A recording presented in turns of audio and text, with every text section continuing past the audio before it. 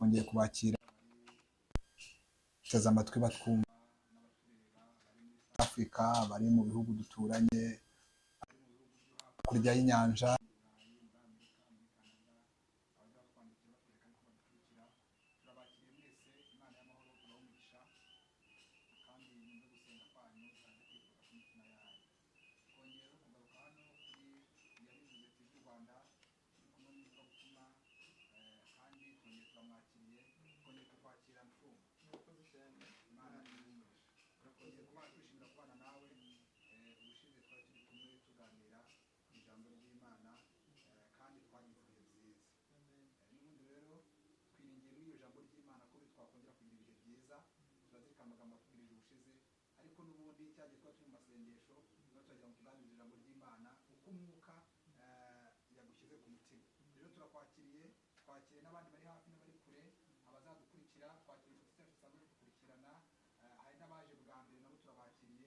Imana ibahe umugisha. Turabingingira kandi kwamamaza ubutumwa bwiza mukora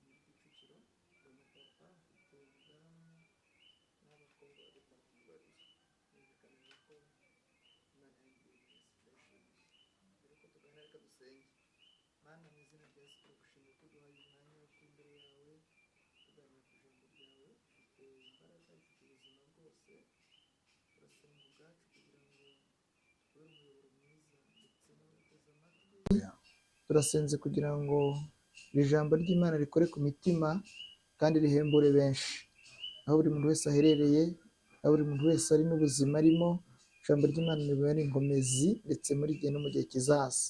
Turagushimira ko ubyumvise kandi kuko ari bityo tubisabye Imana mu izina rya Kristo Yesu, amen.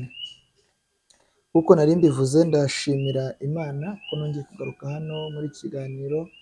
Ubushize nk'uko wabivuze twari turimo dusenga turi itsinda rigari, ariko uyu munsi ngiye gusa n'ukora ikiganiro kigufi ariko gifite insanganyamatsiko yo kwegera Imana. Amen. Nasanze hari ibintu byinshi mu isi bikwiye kwegerwa ariko bikagira iherezo, ndetse rimwe na rimwe bikarangira nabi, ariko nasanze kwegera Imana bigira imbaraga muri gihe ndetse no mu gihe kizaza. Tugiye gusoma ijambo ry'Imana dusanga muri Zaburi ya 73 mirongo 27,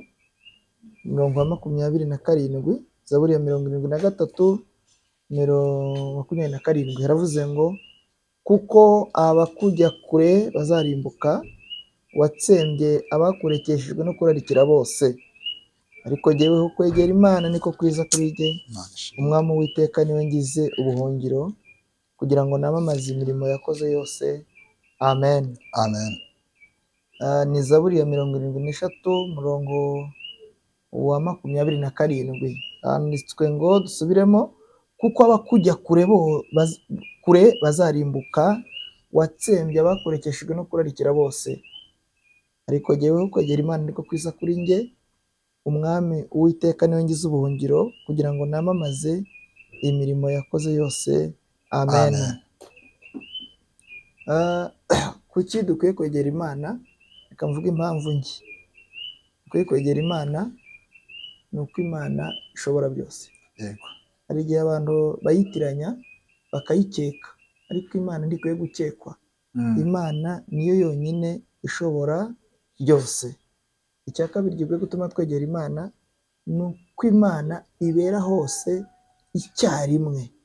Amen. Amen. Iri mu Rwanda, iri no hanze y'u Rwanda. Ni Imana ya hose, ikwiye kwegerwa ko ari Imana ibera hose icyarimwe. Impamvu ya gatatu ngiye kubabwira ni uko Imana ifite ubushobozi bwo kutwumvira icyarimwe. Amen. Abantu bumva abantu mu matsinda, ndetse rimwe na rimwe bakabakurikiza uko baje bashaka uwo bakeneye. Ikindi gihe bagakurikiza abantu bari mu zabukuru.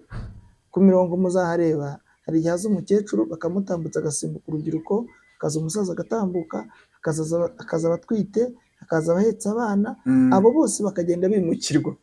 Ku Mana siko bimeze. Imana ifite ubushobozi bwo kutwumvira icyarimwe, ikwiye kwegerwa. Amen. Abantu benshi barabyirengagiza kubera imiterere yabo, ariko ntibakwiye kwirengagiza Imana.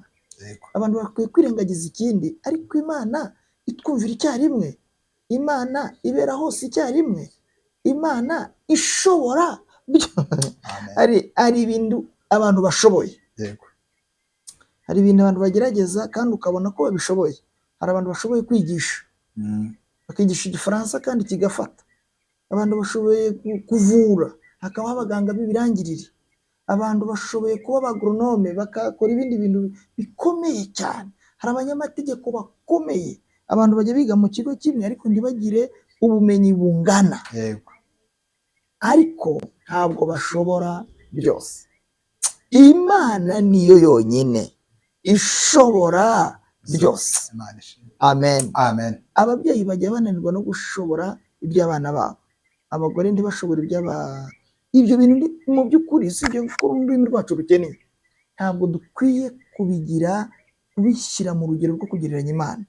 Imana iri hejuru, ntikwiye kugereranywa n'abantu. Oya, umuntu urwara aje akamubura, umuntu ukena agakena, umuntu urwara akaba mu buriri bakajya bamusanga mu cyumba, ntawe atinyukaga kugera muri saro ye. Umuntu urwara agaterurwa n'umukozi wo mu rugo ataramugaburiraga. Imana ntikwiye kugereranywa n'abo bantu, ariko kuko ari byo tubona bifatika, nta kundi twabigenza. Twumve nabi, ariko nuko nyine imiterere ya muntu iteye. Imana ntijya igereranywa, iri hejuru y'ibintu byose. Azafu aravuze ngo abakujya kure bazarimbuka, bazatsembwa bashire. Arafashe umwanzuro mwiza, aravuze ngo njyewe, haleluya, nubwo abandi batakwegera, nubwo abandi bakujya kure, nubwo abandi bakwirengagiza ibyo, ariko ukurikije imirimo yawe, imiterere yawe, karagiteri zawe, imiterere y'Imana, kamere zawe, kwegera Imana niko kwiza kuri twe. Imana ishimwe cyane. Hari abantu benshi bagiye begera Imana kandi b'ibihangange, ariko bakamenya ko kuba ari igihangange hejuru hari Imana akwiye kuyegera. Ubundi umuntu wa mbere wegereye Imana asa n'ukoze ibintu bitumvikana. Ni umugabo witwa Nowa mu gice cy'8. Imana yamuvuzeho ikintu gikomeye mu Itangiriro igice cya 8. Imana yaramubwiye ngo Nowa, ndakwibutse kubera ko wanyumviye. Ntushobora kumvira Imana utayegereye. Ubundi abamwe ibintu bibiri bijya gusa ariko bidasa. Hari uguhamagarwa, hakaba no kubwirwa. Byoroshye mu mwuka bakabyumva, uko umuntu mwegeranye uramubwira akumva, uri kure ntabyumve. Niyo mpamvu Bibiliya ivuga ngo abayuda barusha iki abandi, babaruta muri byose. Ngo icyambere nuko babitse ibyavuzwe n'Imana. Iyo wegereye umuntu arakongorera, undi uri hirya ntabimenye, ukajya kubona ukabona rimwe na rimwe mu birori abantu bari guseka, ariko ntumenye icyo basetse. N'ibyo babwiranye bitumye. Iyo twegereye Imana itubwira ibidusetsa, itubwira ibidukomeza muri iki gihe ndetse no mu gihe kizaza. Imana ishimwe. Ndumva kandi mfashijwe. Ndumva mfashijwe. Imfubyi yegera Imana, Imana ikayibwira ibitandukanye n'ubupfubyi. Imana ikamubwira ibimukomeza mu bupfubyi. Ukabona imfubyi tiyitangira itama, tizinze umunya, irakomeye. Ukibaza se umuntu akomejwe n'iki? Nta muryango agira, nta mama, nta muyomba, nta shangazi, nta kazi, nta diplome ihambaye afite. Niki kimukomeje? Kumbi yegereye ukomeza. Amubwira ibimukomeza. Haleluya. Uzajya kubona umuntu watawe, wanzwe, ari mu mwuka wera, yuzuye umwuka wera, ntacitse intege, ntacogoye. Abantu bibaze ngo niki kimukomeza. Ntabwo akomejwe n'ubwinshi bw'ibyo atunze by'umubiri bifatika, akomejwe n'ibyo yabwiwe n'ishobora byose. Haleluya. Haleluya. Uzajya kubona umuntu uryamye arimo serumu, nujya kumusura ugira ngo ugiye kumukomeza, ahubwo wagukomeze. usibaze se ko uyu muntu ari njye wakamukomeje kuki ari unkomeza? Ntabwo akomejwe n'inshinge bamuteye, ntabwo akomejwe n'ibinini bamuhaye, ahubwo akomejwe n'ijambo yabwiwe n'ukiza. Imana ishimwe cyane. Bibiliya iravuze ngo kwegera Imana niko kwiza kuri njye. Nowa yegereye Imana, Imana imuremera iyesi. Abantu babyumve, yegereye Imana arayumva, Imana iramubwira, imubwira ibiruti biriho, bituma abyumvise arakomera kugeza igihe isi yose yashize, hasigara Nowa n'umuryango we gusa, kuko yegereye Imana akayumva. Ntabwo kwegera Imana tuyivanaho ibintu bya none gusa, n'ibihe bizaza, kuko Imana ni Imana n'Uwiteka. Ubu birashoboka ko hari umuntu nkurikiye wibaza ngo nakwegera Imana gute. Naje nkurangira inzira zigera muri 3 umuntu yegeramo Imana kandi akayibona. Biriho ngo munshakane umwete muzambona. Imana igiboneka, Imana igiboneka. Yaravuze ngo nzabonwa namwe abanyegera. Kwegera Imana niko kwiza kuri njye. Umuntu ajya yegera umugore we agapfa, si bwo bwa mbere. Dufite abantu benshi bagize ingorane, abadamu babo barapfa. Dufite abantu bagize abagabo barapfa. Dufite abantu basigara ingokore, abana baragiye kandi bari bafite imbaraga, bafite amazina bitirirwa. Uyu munsi kuri mwitomva ari igikomere kuko umwitirira ntakiriho.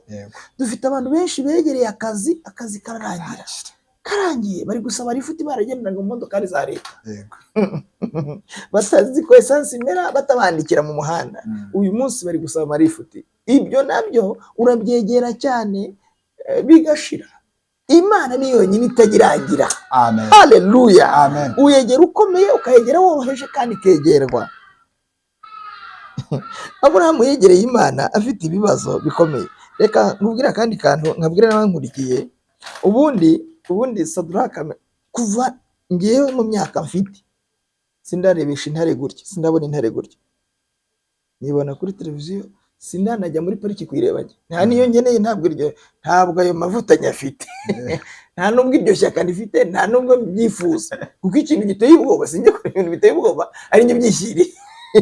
Ariko kandi abazibonye nta kibazo. Abandi bo ndi kwari ukuzireba, kwari ukuhagarara muri zo, kandi bataririmba, zitabaririmbira, zibashishimura, zibashwanyagura. Ariko kuko bari barigereye umwami utegeka intare. Amen. Baravuga ngo twegereye umwami. Haleluya. Amen. Iyo twegereye Imana rega bidushoboza, biduha gutinyuka ibyo abandi bantu batinye. Intare zibabonye, zibabonana ubudahangarwa bw'uwo begereye. Ntabwo zatinye bo mu by'ukuri, ahubwo zatinye uwo begereye. N'abantu badukurikira, reka mbashishikariza kwegera Imana. Iyo wegereye Imana si wowe utinywa, hatinywa uwo wegereye. Waraza agahagarana nawe. Sibye n'amaso y'umwuka, n'amaso y'umubiri ajya abona Imana. Ntabwo byumvise? Ndabyumvisha. Bitumye ntekereza ijambo ryabaye Abisirayeli bari mu nyanja. Baravuga ngo, Bibiliya iravuga ngo Uwiteka yitamururira mu nkingi y'umuriro, ngo ahindukirira Abanyegiputa bacikamo igikuba. Umva ukuntu bimeze. Iyo bavuze kwitamura, ni ku ijambo ryitwa kwegera Imana. Naje mbabwira ibintu bikomeye kandi mu mwuka, kandi dukwiye kwitaho twese, ukomeye uworoheje. Iyo bavuze kwitamurura, ntabwo Imana yitamururiye Abisirayeli. Oya, Imana yitamururiye abanzi b'Abisirayeli. Yego. Nijoro yabagendaga imbere ari inkingi y'umuriro, ku manywa ikabajya imbere ari inkingi y'igicu. Yakoraga ibintu bibiri mu bihe bibiri bitandukanye. Nijoro yababeraga umucyo, ku manywa ikabatwikira. Ariko kuko bageze aho bimeze nabi, haleluya, amen, kuko bageze aho umwana na nyina ntiyumve, Abanyegiputa ngo bendaga kubashishimura, kubafatisha amaboko, ya yindi begereye, irya itajya yihishira umukiranutsi ageze mu kaga. Amen. Uwo munsi Imana yakoze ikintu kidasanzwe, iva imbere y'Abisirayeli, iraza ihagarara hagati y'Abisirayeli n'Abanyegiputa, ikora ikintu cyitwa kwitamurura, kwihishura, Yego. kwigaragaza, Amen. kwiyerekana. Yego. Yiyereka Abanyegiputa, barayibona, baravuga ngo tubonye Imana, kandi tuyibonye ari iy'Abisirayeli, Yego. ntituyibonye nk'iyacu. Yego.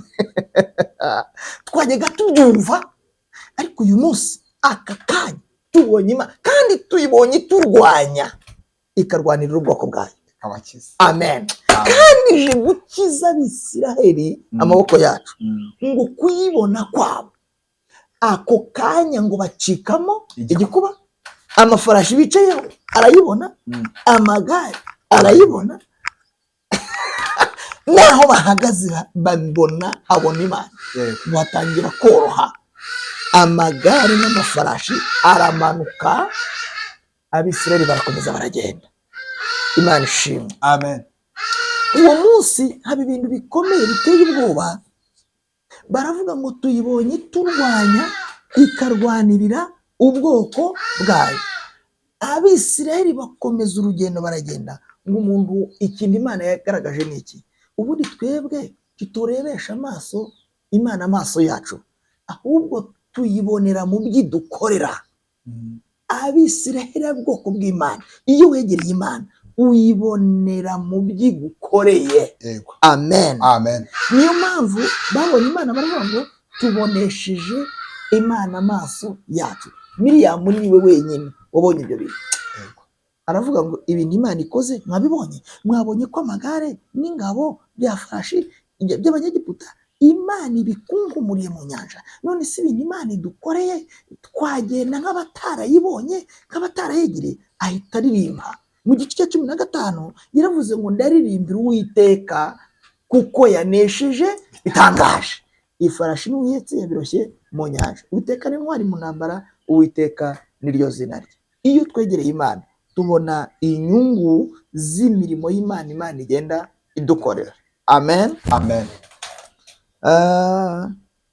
Reka mvuge umuntu utaregereye Imana, Utarayegereye. akagira ibibazo. Petero uramwibutse? Ndamwibutse Petero. Uriya mubigishwa Yesu yahamagaye nta n'umwe w'inkorabusa, nta muntu wari uri ku muhanda. Biriya bavuga ngo kuroba ni umurimo ukomeye. Yego. Abarobyi n'abantu bakira, bagakira Imana ikabamugisha. Bigeze baroba ifi ngo zirabananira kuzivanamo. Ni ibintu bikomeye cyane, ariko iyo tubyumva tugira ngo ni umurimo uciriritse, ariko uburobyi ni ikintu gikomeye. Umunsi umwe yakoze ibyaha 6, Petero, kandi Yesu yaramuhamagaye amugira umwizerwa. Ariko abantu badukurikiye mbisego mwakurikira ibi bintu by'ubuzima byandike, tujya tugira ingorane ko tuvuga ibintu ntibizahoraho. Cyakora turashima Imana ko ikoranabuhanga ryaje, ariko abantu bakwiye kwandika ibintu by'Imana, bakandika ijambo ry'Imana. Ejo n'ejo bundi bakajya, Imana yarabwiye ngo ngiye kubambutsa Yorodani, ariko mutoragura amabuye kugira ngo bazababaza. Mushobora kuzabura amagambo yo kubisobanura, ariko muzabereka amabuye. Mubabwire ngo ibi ni ibihamya by'aho twanyuze. Imana ishimwe cyane. Amen. Imana kandi itabaye umuntu ntizimangatanya ibimenyetso by'aho imutabariye. Oya, Imana igusigariza ibuye uzakubita ababisha. Imana ishimwe. Kuko ati nubwo ngeze mu bihe bikomeye ariko mfite ibuye. Imana igeze inkura mu gisebo, mfite ibuye. Imana yampaye umwana maze 14, mfite ibuye. Imana yangije indwara bambitse, mfite ibuye. Imana yangoreye ubukwe ntawe ari kuzanyemera, mfite ibuye. Imana, haleluya. Amen. Iyo tuyegereye itubikira n'ibimenyetso n'ibihamya bizatunyuza n'ahandi. Petero yakoze ibyaha 6. Icya mbere ni ukwiyiringira. Kwiyiringira ni ukwiyizera, kwiyemera, kwiyumva, kumva ko ari cyo. Yesu yarabicaje arabwira mwa bantu mwe, mwabigishwa banjye mwe, iri joro byanjye birabahemuza. Barakubita umungeri, intama zitatana. Petero atera urutoki hejuru aramubwira ngo nubwo abandi bose bagenda njyeweho. Iryo ni ryo kosa rya mbere. njye inarijye. Kandi ibijya gushya birashyuha. Iyo umuntu ategereye Imana ntashobora kubona Imana mu kibazo cye, ahubwo we yibona nkawe. Ingaruka ya mbere ni ukwibona njye. Kosa rya mbere yaravuze ngo nubwo abandi bose nivuga ati ba Jean Paul bagenda, ba Vedaste bagenda, ba Clemence bagenda, njyewe kurikije igihe nabatirijwe, kurikije ubutumwa bwa igihe maze mu rusengero, abandi ntibagende, njye sinagenda. Nyamara kirengagije ijambo Paul yavuze ngo dushobozwa byose na Kristo uduha imbaraga. Irya kabiri yakoze ni kudasenga mu gihe cyo gusenga. Yesu yarabahamagaye ariko ngo muze tujye gusenga. Petero urya wa mbere gusinzira, Yesu aramubwira ngo munaniwe kubana nanjye isaha imwe. Petero aramubwira ngo amaso yanjye aremerejwe n'umunaniro. Reka nibutse abantu badukurikiye, ntabwo ibihe byose ari ibihe byo gusenga.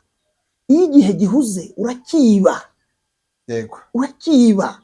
Kandi icyiza cyo gusenga, amasengesho nicyo kintu cyonyine kibikika, kuko amasengesho agira umumaro muri iki gihe ndetse no mu gihe kizaza. Hari igihe umuntu, haleluya, ntabwo ushobora kwibutsa Imana ibiryo wariye, ariko uzayibutsa amasengesho wasenze. Ntabwo uzibutsa Imana amazu wubatse, ahubwo uzayibutsa amasengesho wasenze. Ariko kuko Satani ari umuriganya atubuza gusenga, ariko akadusigira kwigisha amasengesho. Abantu benshi bagira ubushobozi bakagira ururimi rwo kwigisha amasengesho, ariko ntibasenge. Satani akabibareka. Kandi ntabwo Satani ashobora gutinya ko wayigishije, ahubwo azatinya ko wasenze. Ijambo reka ndisubiremo. Abantu benshi bagira impano zo kwigisha amasengesho, ukanarira ukahwera ukavuga uti turahwereye, ariko we Satani akamubuza gusenga. Akabireba muri teori, akabizana mu bitabo, akagugisha abantu bose basenze, we ukumva ntibimureba. Akaba ari umwigisha w'amasengesho rwose. Abantu bakemera bati turizi.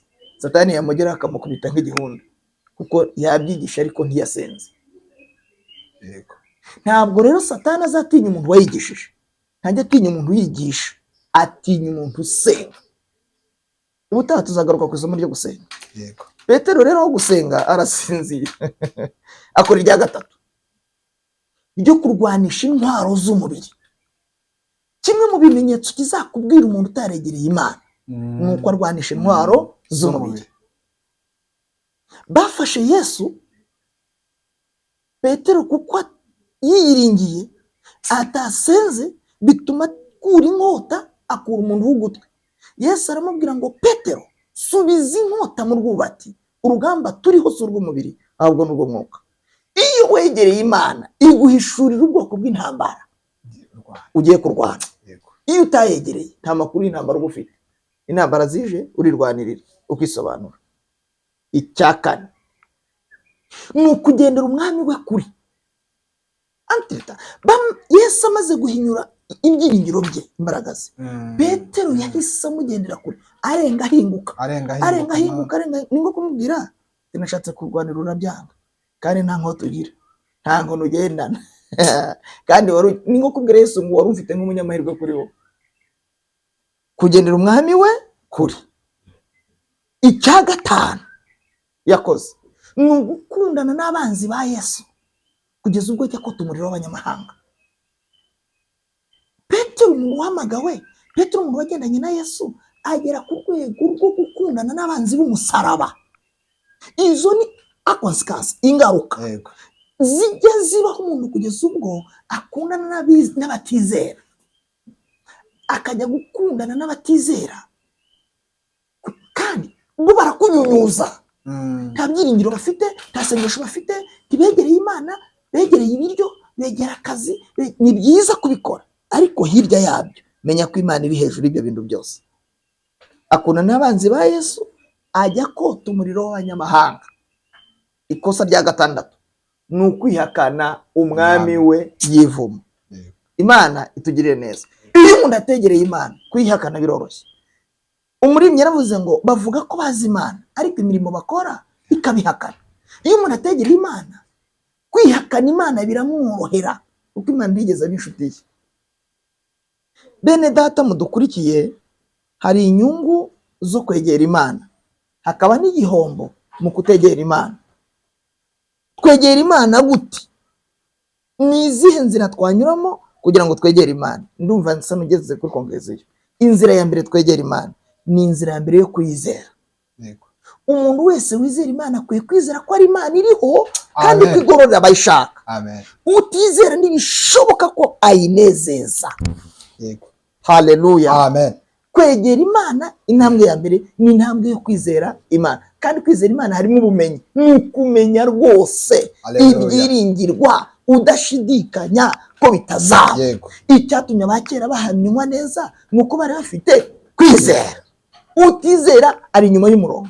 Yego. Ukwiye kwegera Imana wizera. Icya gatatu, icya kabiri, ukwiye kwegera Imana usenga. Umuririmbyi yaravuze ngo abanga Imana ntibayisenge bazapfa. Haleluya. Ntibaze- ngo nyamara haleluya. Amen. Yesu we, Yesu we, Yesu we. Abantu bose bagiye begera Imana mu masengesho, usibye n'ubuzima bw'isi, Imana ibavuga ahantu habiri. Yego. Imana ibavuga mu ijuru aho ababisha batagera, Imana ishimwe. ikabavuga no mu isi. Amen. Umuntu wegereye Imana asenga ntajya abo mu rwagasi. Ntajya mu Rwanda. Oya. Niyo mu rupfu rw'Imana igeze. Kandi reka nkubwire icyiza cy'amasengesho. Ni ikintu umuntu araga. Umuntu akakiraga abana. Barayaraga. Uyakorera umurage, ukabwira abana ati nta nzu mfite, nta modoka, nta sambu, ariko mfite amasengesho. Amen. Nubwo ngiye, ariko Imana nasenze izabarera, izabigisha, izabashyingira. Ndakurahiriye ni ukuri kw'ijambo ry'Imana. Umuntu wegera Imana asenga ntajya abo mu rwagasi. Amen. Haleluya. Amen. Mwabagabo mwe munkurikiye, mwababyeyi mwe munkurikiye, wakwegera se akagusiga ku gasi, wakwegera amafaranga agashira ugasiga n'inkweto zarahengamye, ariko niwegera Imana usenga. Nawe ujya usenga cyane, niko bavuze. Gusenga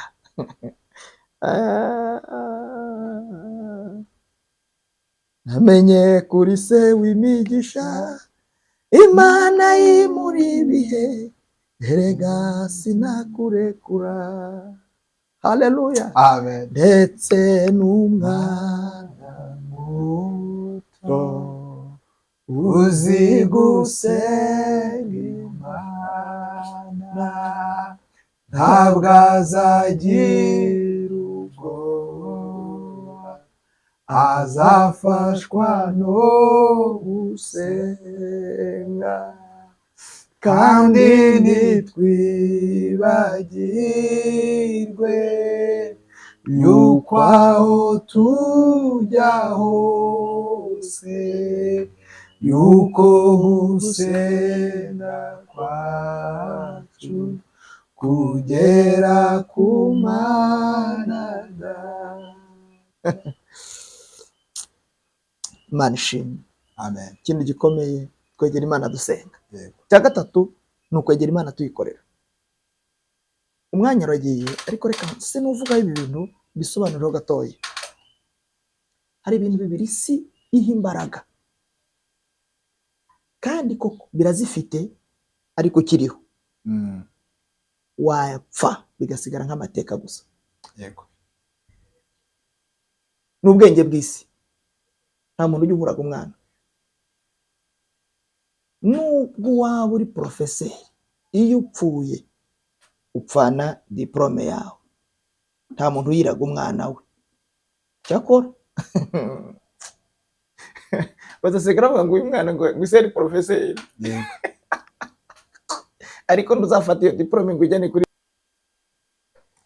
diplome uko yaba iri ko ariko kose. Wakwiga mu Rwanda, wagira diplome mpuzamahanga, kandi izo ni nziza. Abantu bazakubaha, uzavuga byumvikane, Yego. uzabona akazi gakazi, uzagenda mu modoka ari nziza, uzubaka amazu, ariko ku munsi wo gupfa tuzayireba hariya nk'igitaka, nta gaciro izagira.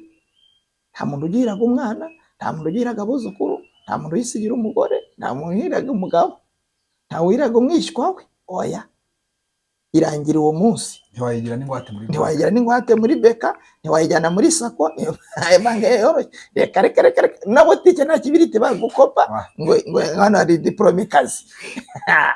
Ariko isi iyo uri kwigira diplome ubura umwanya wo gusenga. ikizamini kiragutwara, uti narahuze singibona umwanya wo gusenga kubera ndi mu bizamini bikaze. Komeza wige ariko unasenge. Yego. Icya kabiri kituraza ishinga, imitsi ikabyimba, ni perimi. Ku munsi wo gupfa ntiwayituzi n'umuntu ngo wajye kuzana umurambo nyirawe wari wayikoreye ngo uyimutize, ntitizwa ntitangwa, reka reka. Ariko ibintu bibiri mu mwuka no muri ubu buzima bikora, haleluya, amen, ni amasengesho n'imirimo twakoreye Imana. yego. Bantu munkurikiye munyumve neza, sindesheje diploma agaciro, sindesheje perime agaciro, ariko niyo utakiriho amasengesho arakora agasigaranwa. Haleluya, haleluya. Niyo utakiriho imirimo wakoreye Imana irasigara igasigaranwa. Haleluya, amen. Obadiya yarapfuye apfana imirimo, aragenda imirimo irasigara. Bukeye umugore we asanga Elisha aramubwira ati umugabo wanjye yarapfuye ariko yakoreye Imana. Abana be Imana ishimwe cyane. Nimunyumva rero mwumve ko hari ibintu bibiri mbabwiye gukora, mwige cyane, musenge cyane, mukore cyane, munakorere Imana. Mwegere Imana mwizera, twegere Imana dusenga, twegere Imana tuyikorera. Ni Imana ishobora byose. Kwegera Imana niko kwiza, kugira umumaro muri iki gihe ndetse no mu gihe kizaza. Umuntu wese wakora Imana ntabwo ajya yikorera amaboko. Igihe kiragera wagera no kuri burembe, Imana ikubura dosiye yawe. Yaravuze ngo sinzabasiga kandi sinzabahana. Ni Imana ishobora byose. Uwo muntu Imana iramugendana, Imana iramubika, Imana ikamuvuga, Imana ikamuvugira, Imana ikamutabara. Kandi mureke mbabwire bantu mwegereye Imana, Imana ushobora kutayibona mu itangira ry'ikibazo ariko ukayibona aho bizarangirira. Imana ushobora kutayibona bikiza, abantu bakakwigaho, abantu bakakuvuga, ibibazo bikiyongera, ariko Imana igahagarara aho ibibazo bizarangirira.